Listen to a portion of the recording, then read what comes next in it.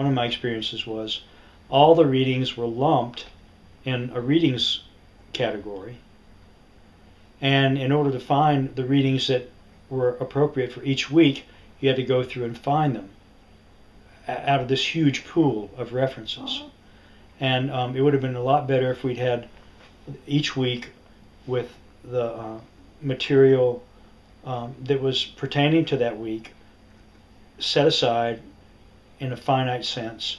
It's really not so much the platform, but how it gets used by the professor designing the course. Organization is a really big thing.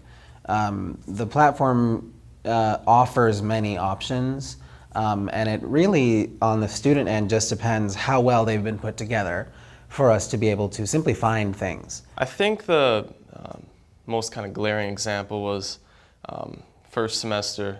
I guess I don't really want to name the class it was, but in this particular class, the exam, we only had 2 midterm exams, and the midterm exam got mixed up. It was the wrong one. They put the first one on there again for the second one. And I mean, it was kind of just a whole chaotic situation because it was an online test, so we weren't in class the way it was. And then, you know, there was just a bunch of emailing that ensued. And basically we had to, you know, end up taking the test the next day when, you know, a lot of students already are, you know, we're pretty scheduled, we're pretty booked, you know, on a day in and day out basis. So, you know, when you're talking about moving an exam to like the next day, that caused a lot of trouble. It's really kind of unclear as to what's expected of you in class versus online in terms of deadlines and stuff. Because there's all these, like, there's these online quizzes that you have to complete, but then you have things in class going on too, and it just seemed like everything was everywhere. I was always confused about where I was in the semester, and I always felt like I must be missing something. So I've never actually taken a fully online course. I've taken courses that have online components, obviously, and the number of those are growing every day, but I found out that I couldn't take one. I signed up for one when I had a particularly busy semester and I had a couple of requirements to fill, and I found the perfect class, and it was fully online.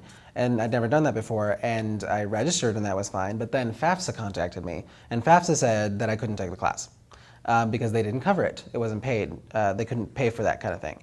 I went to One Stop and figured out more information and found out that they actually do cover online classes. It's just that there's a long string of paperwork to be done. There were like 2 people I needed to talk to, a couple of forms to fill out, and it became more of a hassle than I thought it was worth. And so I didn't end up taking that class. I took this nutrition class, and that was one of those ones that was online based. So she still had lectures in class, but they were basically optional because she would record lectures beforehand. Like, she would have a presentation and then she'd be talking during the presentation and then put that online. So basically when you have a lecture online, you don't have to go to class. So the incentive to go to class wasn't there, so then I didn't, and then I got kind of behind. Some people are totally great with completely online classes because they're very self-motivated and they can just like stick to deadlines and do well.